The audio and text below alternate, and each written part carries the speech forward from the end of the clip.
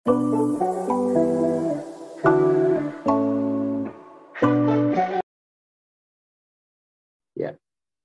baik. Assalamualaikum warahmatullahi wabarakatuh. Selamat siang. Pertama-tama saya mengucapkan terima kasih pada DTPHC, IHC, dan Medsos ya atas kesempatan yang diberikan untuk berbagi tentang fenomena. Sebenarnya bukan hal yang baru ya kalau bagi kami pediatri nefrologi untuk terjadinya gangguan ginjal akut pada anak ini bukan hal yang baru. Tapi mungkin untuk bagi sebagian masyarakat awam ini hal yang tidak biasa gitu. Makanya ini kami berusaha untuk memberikan informasi gitu, jadi supaya masyarakat awam juga tidak sampai sesat gitu istilahnya. Jadi saya mulai presentasi saya pada siang hari ini. Assalamualaikum. Jadi temanya kali ini yuk kenali gangguan ginjal akut pada anak. Ya. Slide.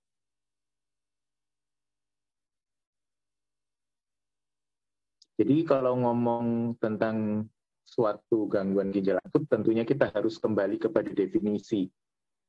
Definisi ini artinya adalah pengertian ya. Pengertiannya adalah di mana terjadi gangguan fungsi ginjal yang secara mendadak, harus ada mendadaknya ya, dan ditandai dengan penurunan laju filtrasi glomerulus gitu.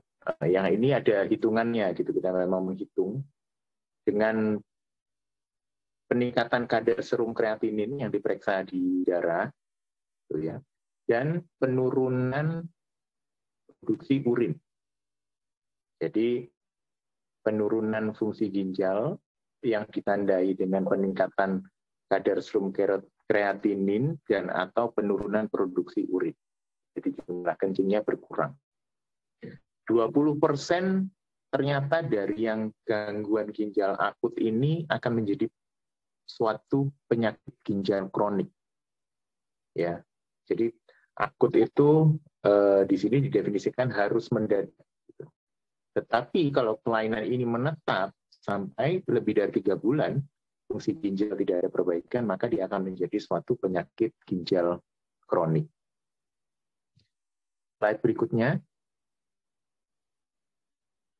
Nah, ini anak-anak dengan gangguan ginjal akut ya. Ini saya ambil gambarnya, memang bukan pasien-pasien kami di sini, karena kalau pasien kami terus terang kita harus inform consent gitu ya. Ini jadi ya keadaannya bisa yang anaknya masih tampak baik-baik saja sampai bisa pada tahap yang berat, harus memakai ventilator, harus melakukan dialisis gitu ya, harus melakukan cuci darah, ada yang dirawat di ruangan biasa, tapi tidak sedikit juga ada yang harus dirawat di pediatric intensive care. Ya. Slide berikutnya. Nah, ini kalau pasiennya sudah mengalami gagal gangguan ginjal akut tahap failure, gitu ya. Jadi kalau fungsi ginjalnya sudah turun sekali sampai di bawah 15, kemudian dia tidak kencing, maka dia harus mengalami apa yang namanya dialisis. Ya, dialisis itu adalah TPG, terapi pengganti ginjal, atau renal replacement therapy atau kidney replacement therapy. Bentuknya untuk pada anak-anak, pada orang dewasa juga itu ada 2, yaitu hemodialisis, yaitu cuci darah. Ini kita lihat pasien kita sedang menjalani cuci darah, dia tetap berusaha tersenyum ya, tetap dengan mainannya. Kemudian ada yang disebut cuci perut atau peritoneal dialisis. Jadi kalau cuci perut itu akan dilakukan operasi, kemudian dipasang selang, gitu, selang itu di perutnya, nah nanti akan ada cairan yang setiap 4 jam sekali akan diganti. Jadi cairannya itu nanti akan masuk ke dalam perutnya, dibiarkan selama beberapa jam, kemudian dikeluarkan akan diganti cairan yang baru. Itu yang peritoneal dialisis. Ya. Jadi kalau yang sudah tahap seperti ini, biasanya tahapnya fungsi ginjalnya sudah hampir tidak berfungsi. makanya digantikan oleh mesin. Makanya tadi disebut TPG, terapi pengganti ginjal. Ini akan mengalami namanya bisa hemodialisis maupun peritoneal dialisis. Oke, next. Baik. Nah, ini gambarannya ya. Kalau pasien, gambaran ginjal kita sih. Jadi kalau ginjal normal itu semuanya smooth ya, halus dengan dibungkus oleh namanya kapsula renalis gitu ya. Di lama-kelamaan semakin berjalan, ginjalnya semakin jelek, sampai pada penyakit ginjal tahap akhir, itu ginjalnya mengkerut, mengecil. Kita nyebutnya biasanya namanya contracted kidney gitu. Jadi kalau sudah di situ tuh berarti nefron-nefronnya sudah mati semua, tidak berfungsi, maka ginjal tidak bisa menjalankan fungsinya secara normal. Baik itu fungsi untuk penyaringan, makanya racun-racun dalam tubuhnya akan terus banyak. Kemudian fungsi untuk produksi hormon eritropoietin sehingga anaknya biasanya pucat, ya, anemia, gitu. Kemudian fungsi untuk memproduksi urin karena dia sudah tidak berfungsi, maka anaknya biasanya juga tidak kencing. Begitu. Ini pasien-pasien kita kalau yang sudah di tahap akhir. Kemudian slide berikutnya.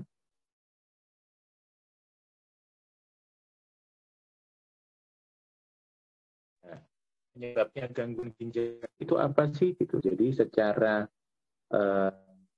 etiologi, secara penyebab itu ada yang pertama kita sebut prerenal. Renal itu ginjal ya. Jadi kalau prerenal itu berarti ada sesuatu yang terjadi di sebelum ginjalnya. Jadi aliran darah sebelum ginjalnya. Kalau pada anak-anak seringnya adalah dehidrasi. Ya, dehidrasi itu bisa disebabkan oleh karena diare, ya. Digambar ini anaknya sedang diare hebat, kemudian muntah-muntah juga, ya, yang saking hebatnya muntah-muntahnya sampai mengalami dehidrasi. Karena kekurangan cairan, karena dia muntah dan diare tadi, maka volume darah menuju ke ginjal akan turun. Nah, inilah yang akan menyebabkan fungsi ginjal jadi menurun. Gitu. Kemudian slide berikutnya. Nah, ini yang penyebabnya di renalnya. Jadi kelainannya memang ada di ginjalnya. Gitu. Jadi memang ada di ginjalnya. Gejalanya yang muncul bisa berupa bengkak ya. Ini kita lihat yang gambar perempuan ini yang pada posisi sebelah kanan dia sedang dalam keadaan baik-baik saja, terus kemudian yang posisi sebelah kiri, foto sebelah kiri tampak dia sedang edim gitu ya, matanya tampak bengkak. Kemudian gejala lain yang bisa muncul pada sakit-sakit autoimun seperti lupus itu namanya malar rash, ya. Jadi butterfly rash, jadi dia kayak ada ruang di sininya gitu. Tapi jangan bingung juga kalau nanti dengan alergi gitu ya, enggak ya, berbeda ini ya, ruangnya berbeda. Kemudian yang paling penting karena ini kelainannya di renal, maka ada sesuatu pasti di urinnya, di kencingnya gitu. Urin itu kan jendelanya ginjal kalau kita menyebutkannya begitu. Jadi dari urin bisa kita gambarkan kira-kira di ginjalnya kelainannya ada apa. Itu urinnya itu bisa mulai dari keruh ya, keruh seperti ada kayak butiran-butiran lemaknya gitu ya. Itu biasanya kalau proteinnya positif, atau mungkin merah, mulai dari yang merah seperti Coca-Cola atau sampai yang benar-benar merah darah, itu biasanya kalau ada darahnya. Ya, itu namanya hematuria. Atau mungkin jenis-jenis yang lain, jumlah kencingnya berkurang, ya seperti tadi kalau aki biasanya kidney injury, yang gangguan ginjal akut tadi, itu jumlah kencing akan berkurang, begitu. Itu kalau kelainannya biasanya di renalnya, gitu. Kemudian slide. Nah, penyebab ketiga adalah postrenal, gitu. Jadi ada sesuatu setelah ginjal yang menyebabkan dia fungsinya turun. Misalkan satu ini fotonya ada batu ginjal. Enggak dok, anak-anak, oh ada. Pasien saya juga ada yang fungsi ginjalnya melorot, ternyata setelah kita USG ada Staghorn kidney, jadi ada batu ginjal. Jadi batunya itu benar-benar menutup semua saluran dari ginjalnya sehingga kencingnya nggak bisa turun. Nah, itu juga akan menurunkan fungsi ginjalnya. Kemudian yang kedua ada sumbatan katup uretra posterior ureteral valve. Jadi ini terjadinya hanya pada anak laki-laki gitu ya. Jadi karena ini letaknya berada di setelah katup uretra, jadi setelah uretra bagian atas, dan ini dekat biasanya dengan di bawahnya bladder gitu. Jadi ini hanya terjadinya pada anak laki-laki. Kemudian yang ketiga ada Prune Belly Syndrome.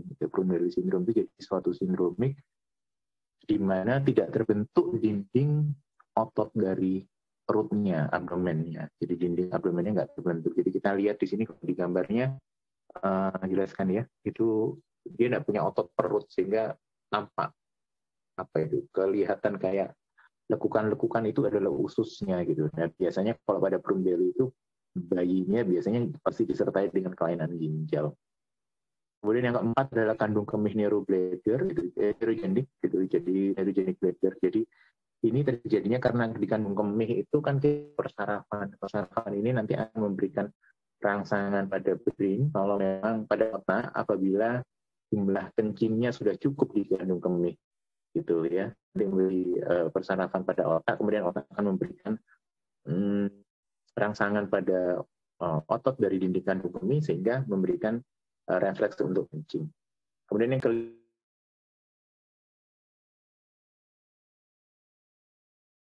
pasien dengan kelainan hematologi gitu ya, jadi dengan kelainan kanker darah gitu.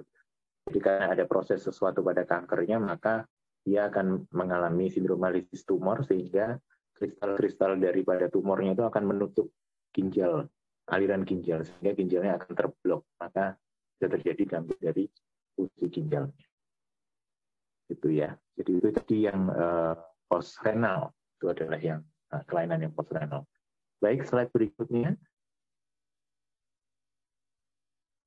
Pengobatannya apa, Dok, kalau untuk anak yang sudah terjadi gangguan dari fungsi ginjal? Jadi intinya yang pertama adalah mencari penyebabnya gitu ya, etiologinya. Kemudian disesuaikan pengobatannya, karena tadi kalau kita lihat kalau berdasarkan penyebabnya pengobatannya bisa berbeda-beda ya. Kalau yang prerenal tadi kan diare, jadi misalkan diare gitu ya, jadi pengobatannya ya harus cairan pengganti tubuhnya harus diisi gitu. Tapi kalau misalkan yang postrenal yang batu ya batunya harus dioperasi gitu. Jadi secara sambil mencari etiologinya, sambil mencari penyebabnya, juga secara simultan pasien harus dilakukan tata laksana untuk gagal ginjal akutnya sendiri, pengobatan ginjal akutnya sendiri gitu ya. Kemudian ada terapi-terapi pengobatan, terapi-terapi suportif, kemudian sampai kalau memang dia masih masuk ke dalam tahap akhir, maka akan mengalami gangguan ginjal sehingga membutuhkan terapi pengganti ginjal, itu berupa dialisis atau cuci darah atau cuci perut tadi ya. Oke, next. Nah, untuk pencegahan, sebenarnya kalau pencegahan pasiennya jangan sampai terjadi gangguan ginjal akut itu kalau secara spesifik tidak ada ya. Jadi ya yang penting kalau misalkan tadi kalau etiologinya misalkan dia jangan sampai dia diare, bagaimana ya harus jaga makan ya, jaga kebersihan tuh. Kemudian kalau misalkan tadi yang kayak kelainan bawaan tadi ya itu juga tidak bisa dicegah kan, itu pasiennya dari lahir sudah ada kelainan seperti itu tuh. Kalau kelainan di ginjalnya, Dok, seperti sindrom nefrotik itu juga tidak bisa dicegah gitu. Artinya karena terus dia makan micin banyak terus dia jadi sindrom nefrotik, enggak ada hubungannya gitu ya. Jadi memang ya kelainannya memang sudah dari kelainan di ginjalnya sendiri gitu. Tapi kalau pada bayi-bayi atau pada kondisi-kondisi tertentu itu memang punya faktor risiko terjadi penurunan fungsi ginjal. Misalkan pada bayi-bayi prematur. Kenapa kok bayi prematur mulai risiko? Artinya bisa terjadi, bisa tidak terjadi. Kenapa bisa mempunyai risiko besar? Karena pada bayi-bayi prematur itu kan organ-organnya belum terbentuk dengan sempurna. Ya, sehingga pada saat dia semakin lama semakin besar, anak ini semakin tumbuh dan berkembang, maka ginjalnya juga akan makin berkembang. Tetapi mungkin jumlah nefron atau jumlah satuan unit terkecil fungsionalnya dari ginjal mungkin juga tidak membesar, tidak berkembang sesuai dengan usianya. Maka akan terjadi mekanisme kompensasi sehingga tubuh bisa mengalami penurunan dari fungsi ginjalnya. Kemudian anak-anak dengan pasca operasi besar, ya, misalkan operasinya bedah jantung, gitu ya, kalau Dokter Arif, atau bedah saluran cerna yang perdarahan hebat, kehilangan darah yang banyak, nah itu juga risiko terjadi penurunan fungsi ginjal. Ya. Kemudian jangan sampai anak ini kekurangan cairan, jadi pasokan cairan harus cukup. Terus harus hati-hati dengan menggunakan obat yang bisa mengganggu fungsi dari ginjalnya, gitu ya. Itu untuk pencegahannya secara umum ya, tapi sebenarnya nggak mencegah untuk jadi nggak gagal ginjal, enggak, tapi ini mencegah secara umum. Baik, slide berikutnya. Kemudian kalau misalkan ada tanda-tanda gangguan dari di ginjalnya, misalkan anaknya bengkak, kencingnya jadi coklat, berbusa, kemudian ada darah tinggi, ya, harus segera dilakukan pemeriksaan, harus segera berobat. Atau mungkin gangguan dari voidingnya, gangguan dari pipisnya, tidak lancar, berkurang, atau tidak kencing sama sekali. Ibu bapak melihat di pampersnya kok tidak pipis ya dok, sampai 8 jam, segera dilakukan pemeriksaan. Ya, segera dibawa ke dokter untuk memastikan apakah fungsi ginjalnya ini baik-baik saja atau tidak, gitu. Ya, ya, slide berikutnya. Nah, maka sekarang kita akan bahas sedikit yang sekarang lagi heboh ya. Sebenarnya jadi gini Bapak Ibu sekalian, yang tadi, seperti yang tadi saya sebut, bahwa gangguan ginjal akut itu sudah hal yang biasa yang kami temui gitu ya. Saya juga menemui hari ini, kebetulan pada hari ini saya di PJP di ruangan di Dr. Somo, gitu. Kita di sini di PJP ada 3, kita berputar bulan hari tanggal 1, saya sudah dapat 2 pasien dengan gangguan ginjal akut yang syukurnya masih nggak harus di situ gitu, tapi itu hal yang umum gitu, jadi bukan hal yang perlu sebenarnya heboh terlalu dibesar-besarkan. Tetapi memang sejak Agustus itu memang ada tipe gangguan ginjal akut yang muncul yang kita sebut, makanya sekarang kami dari UKK Nefrologi dan itu adalah progresif atypical gitu ya, karena kasusnya cepat sekali memburuknya gitu ya. Biasanya ini terjadinya ya sesuai dengan usia anak ya, usia 0 sampai 18, tapi sekarang banyak yang balita gitu ya, dengan gejala anaknya tidak kencing atau kencing yang berkurang secara tiba-tiba gitu ya. Nah, disebut atipikal itu apa dok? Ya, atipikal karena memang tidak pernah ada riwayat kelainan ginjal sebelumnya gitu. Ini juga sebenarnya susah gampang ya, kadang-kadang orang tua juga mungkin tidak aware kalau pasiennya, anaknya atau keluarganya ada yang punya riwayat sakit ginjal. Kemudian dapat disertai dengan gejala, dapat itu atau kadang-kadang juga nggak ada, gitu ya. Jadi bisa ada dan bisa nggak ada. Awal-awal itu bisa demam, diare, muntah, dan pilek, gitu. Nah, ini kenyataannya begini, gitu memang. Jadi kami nggak ingin membuat orang tua jadi terus panik atau gimana, tapi memang kenyataan pasien-pasien yang gangguan ginjal akut progresif atipikal ini juga riwayatnya ada begininya gitu, jadi demam, diare, muntah, atau pilek. Kemudian didapatkan pada pemeriksaan darah dan kreatinin naik, ya. Kemudian dari pemeriksaan ultrasound USG itu didapatkan ukurannya normal gitu, dan tidak didapat kelainan apa-apa gitu. Kan tadi saya sebutkan tadi kalau kelainan yang postrenal bisa ada batu, ada kista gitu ya. Ini tidak ada, normal semua USG. Gitu. Dan ukurannya juga normal gitu.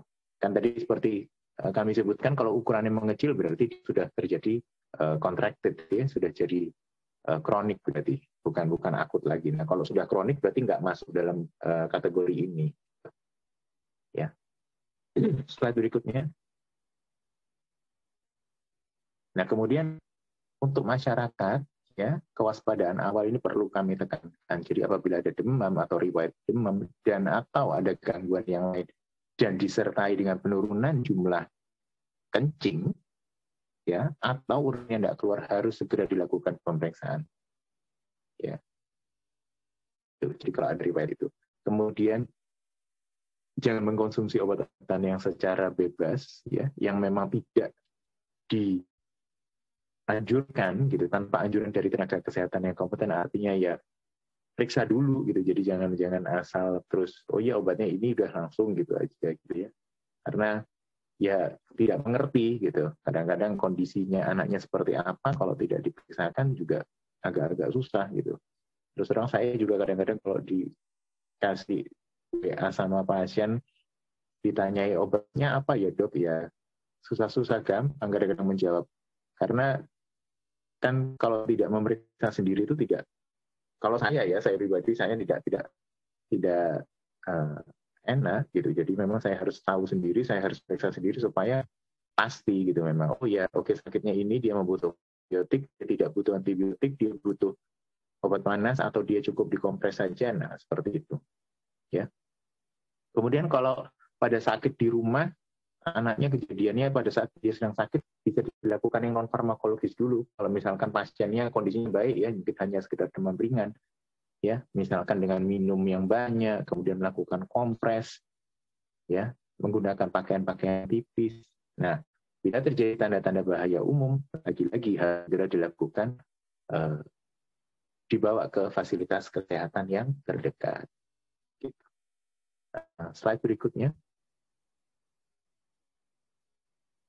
Nah, untuk di fasilitas kesehatan tingkat pertama, gitu ya, untuk anak di bawah 18 tahun, kemudian demam atau riwayat demam dan atau terdapat gejala prodromal, maka dapat dilakukan pemeriksaan rutin. Ya, ini mungkin untuk teman-teman yang ada di klinik ya, klinik atau mungkin ada di Fasiankes 1 ya, tanda umum bahaya ya, kejang, penurunan kesadaran, dehidrasi, sesak nafas, panas tinggi, intiknya tidak bisa masuk, ya, produksi urin segera menurun, itu harus segera dirujuk ke rumah sakit, gitu. Kalau ternyata tidak ada dok, tidak ada tanda-tanda bahaya tadi, produksi urin tetap cukup, ya, sudah diperiksakan ini orang tua sudah pintar tadi ya, oh demam, terus kayaknya kok kencingnya sedikit, langsung segera dibawa ke Fasiankes tingkat 1 atau ke klinik. Setelah dilakukan pemeriksaan ternyata diukur ulang, oh produksi urin cukup, anaknya sadar baik, makan minum masih mau, obat bisa masuk, ya nggak apa-apa, bisa dibawa ke rumah lagi dengan edukasi. Edukasi orang tua harus menghitung benar produksi urinnya. Kalau memang terjadi penurunan lagi, harus segera dibawa ke fasilitas kesehatan terdekat. Ya, kembali lagi. Tapi kalau tadi yang bahaya, seperti ini, apa ya, sesak nafas, hiperpireksi, ya, nggak bisa makan minum, dehidrasi, ya harus segera dibawa ke rumah sakit.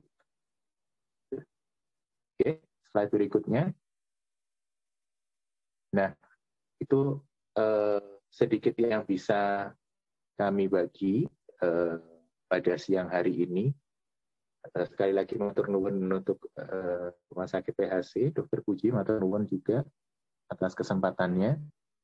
Monggo silahkan kami kembalikan ke moderator. Silahkan. Baik, terima kasih Dr. Riza. Langsung tanya jawab dari chat atau bagaimana dokter? Mungkin saya tawarkan kepada Bapak Ibu Portizen sekalian, ada yang mau live atau on cam, mungkin bisa langsung bertanya kepada Dr. Riza, dipersilahkan. Dari ya. Ibu Elva. Ya. Ya, halo, selamat siang dokter. Ya. Bisa disebutkan dulu Bu dari nama dan institusinya. Nggih, silakan. Oh iya, baik. Iya, saya Elta dari Surabaya, dok. Izin bertanya ya dokter ya. Ini kebetulan saat ini nih, saya punya anak nih kondisinya sedang sakit. Nah ini gejalanya tuh memang demam tinggi nih sudah hari ketiga ya. Dari hari Sabtu kurang lebih. Nah terus yang kedua memang ada diare. Tapi diarenya itu hilang muncul ya dok ya. Jadi kadang diare ntar diare lagi gitu. Maksudnya diare itu dalam arti BAB-nya tuh cair maksud saya gitu. Nah terus yang ketiga tuh anak saya nih baru hari ini itu keluar darah dari hidung seperti mimisan, tapi kami nih orang tuanya nih nggak punya riwayat mimisan sama sekali nih dok. Jadi pertanyaan saya tuh sekarang kan lagi musim demam berdarah juga ya dok. Jadi saya ingin tahu nih perbedaan gejala antara gangguan ginjal akut pada anak ini dengan demam yang demam berdarah ini dok. Itu yang pertama. Terus yang kedua nih, saya memang baru berencana nih, baru hari ini, nanti malam tuh baru mau saya periksakan ke dokter gitu ya. Nah itu yang saya bisa lakukan di rumah nih, apa dulu nih dok? Sebelum saya periksakan ke dokter, karena anaknya memang sebenarnya sih masih aktif ya dok ya. Cuman demamnya itu nggak turun-turun nih, masih stagnan di angka 38 setengah, kadang 39. Tapi anaknya aktif, nggak yang lemes atau gimana gitu, enggak sih, masih aktif. Terus yang ketiga tuh, anak saya kebetulan yang sakit ini terlahir prematur. Jadi rentan mengalami sakit ya dok ya, apalagi di musim hujan ini. Nah itu hal-hal apa aja nih yang saya nih sebagai orang tua nih harus perhatikan dengan baik gitu ya untuk anak saya yang riwayat prematur ini sehingga rentan mengalami penyakit dok. Itu aja dok, terima kasih sebelumnya dok. Ya. Terima kasih Bu Oke. Elta ya. Terima kasih. Ya, bisa dijawab Dokter Riza langsung. Jadi pertanyaannya terkait apakah demam berdarah atau gagal ginjal gitu dokter. Monggo Dokter Riza. Ya. Jadi nomor satu rasanya ya Ibu kalau mendengar ceritanya Ibu tadi, ya lagi-lagi saya nggak bisa memastikan kalau saya tidak sendiri, tapi kalau dari memang sakitnya serius ya, sudah 53 gitu ya, dan angka demamnya demam gitu 38. Mungkin kalau membedakan dengan demam berdarah, satu demam berdarah untuk kita, ya, anak yang tidak bisa komunikasi, ya itu agak sulit, ya kan? Ya, karena selain demam, dia biasanya ada nyeri intraorbital, dia ada lyse, badannya semua, kemudian kadang-kadang dengan mual, nah itu susah kalau balik bagaimana nanya gitu kan. Nah, konfirmasi biasanya kalau demam berdarah ya kita dengan periksa lab gitu.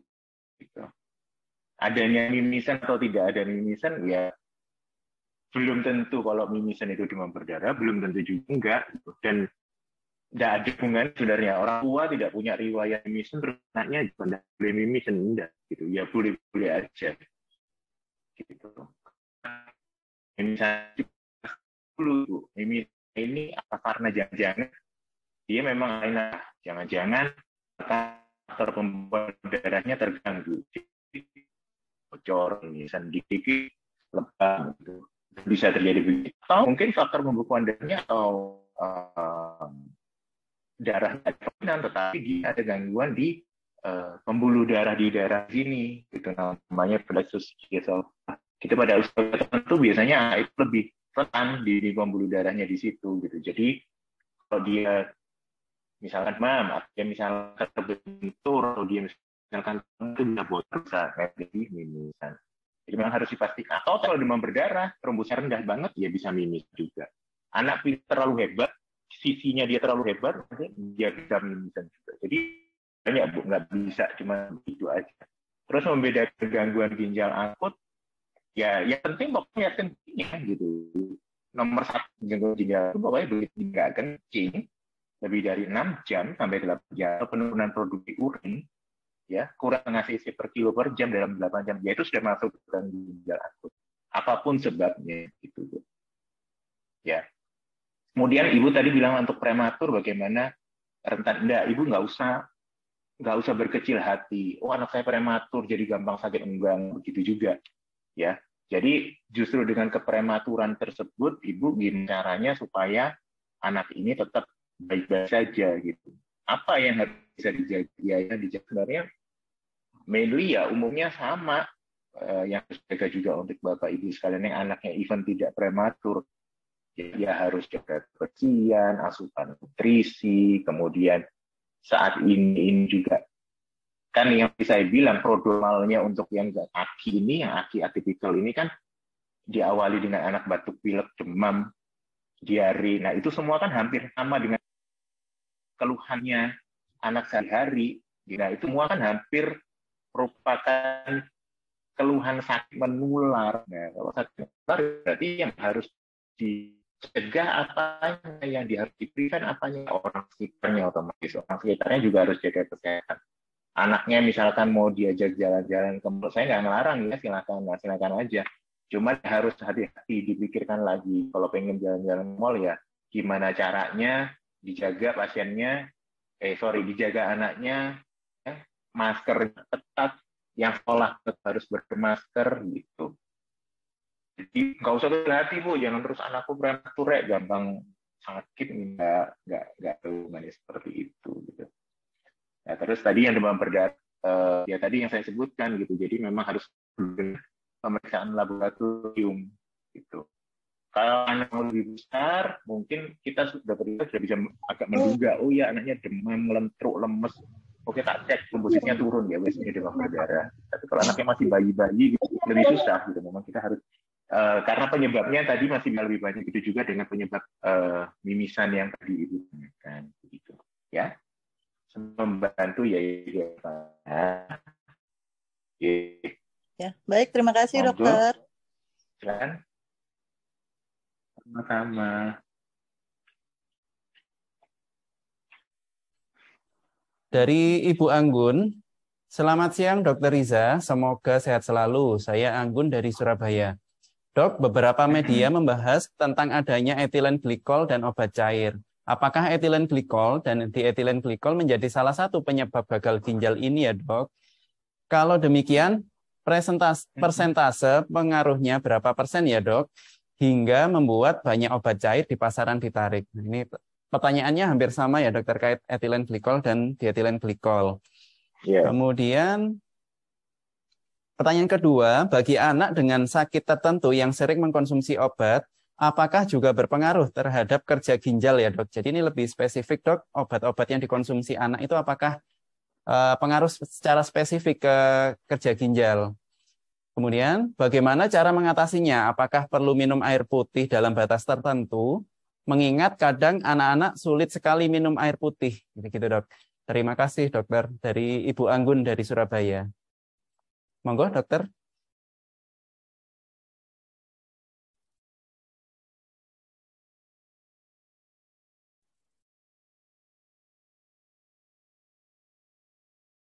Dokter Riza. Oke. Iya, maaf nih, laporan dari residen saya ada yang code blue. Oke, jadi tentang sirup etilen glikol tadi ya.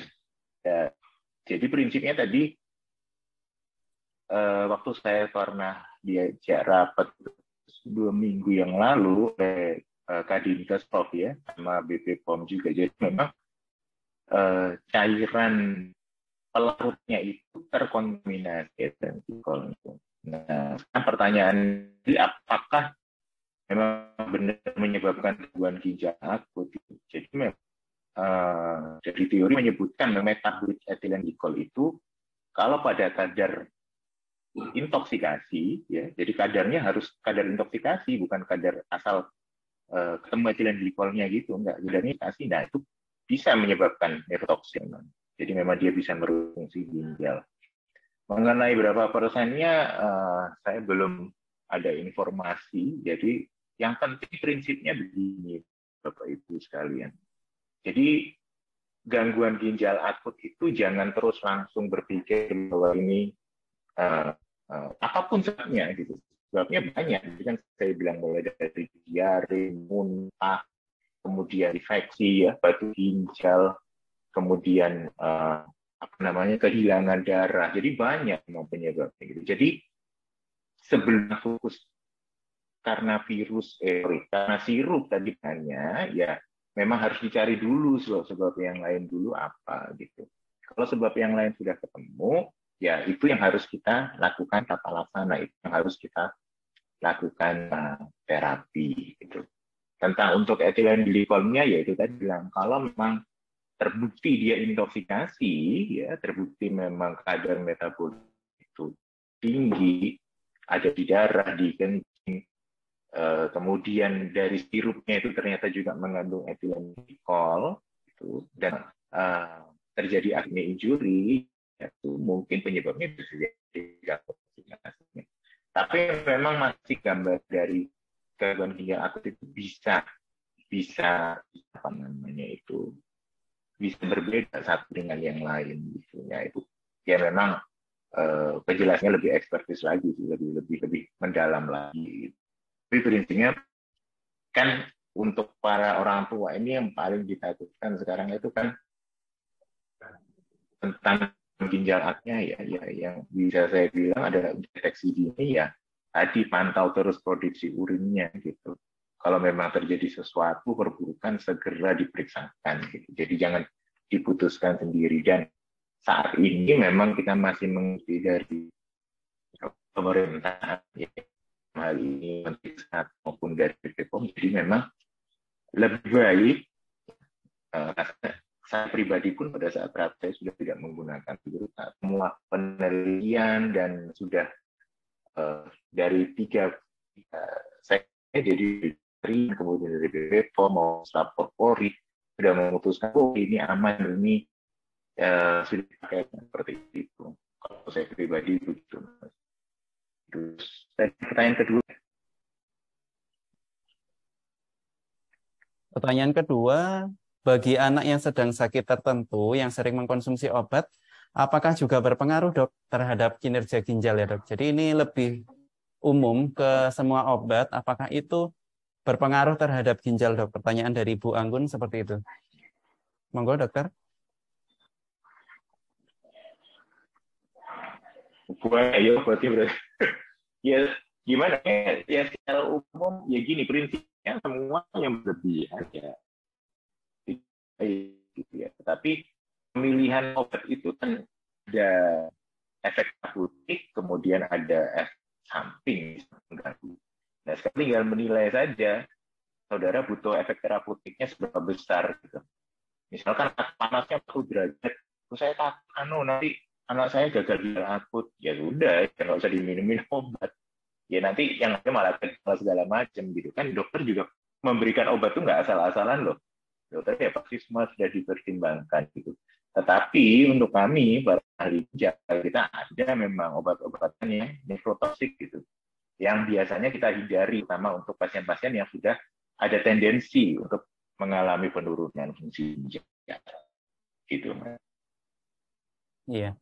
Jadi pada prinsipnya ketika pasien datang ke dokter itu pasti akan dipertimbangkan risk and benefit-nya ya, Dok ya. Jadi pasien itu kalau dengan panas, nah diberikan obat panas, tapi ada efek samping yang lain. Nah, apakah efek samping itu lebih besar atau lebih sedikit? Nah, itu kan dipertimbangkan risk and benefit-nya begitu, Ibu Anggun. Efek samping itu kan juga tidak merta muncul, kan? Jadi kan mungkin pada kadar-kadar tertentu baru muncul, gitu. Lagi kalau misalkan efek racunan dan intoksikasi, kadarnya harus banget tuh, dengan jumlah nilai tertentu. Jadi rasanya kalau misalkan Bapak Ibu sekarang mungkin panik ya semua sekarang memang itu sudah kadung sirup ini gitu, sudah kadung minum obat itu, yang pertama larang. Yang penting sekarang muncul gejala atau tidak gitu. Kalau tidak muncul gejala rasanya tidak usah perlu gitu.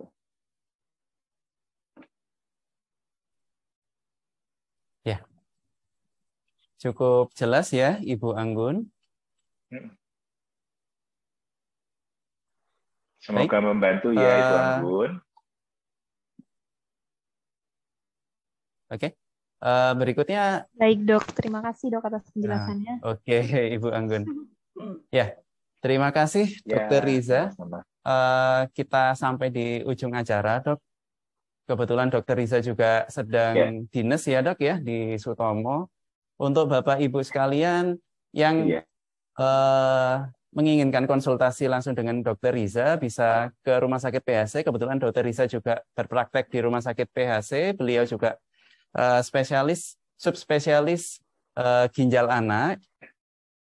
Baik, Bapak Ibu Portizen dan anggota medsos sekalian, kami tutup acara kali ini. Semoga kita bisa sehat. Prinsipnya seperti yang Dr. Riza katakan tadi, bahwa kita tidak perlu panik ketika anak-anak kita sedang sakit. Yang pertama yang kita lakukan adalah pantau terus urinnya. Yang kedua adalah bila ada gangguan atau sakit, langsung aja kita hubungi ke tenaga kesehatan, terutama dokter. Semoga kita bisa sehat selalu. Bertemu lagi di webinar kesehatan yang dilakukan oleh PT PHC.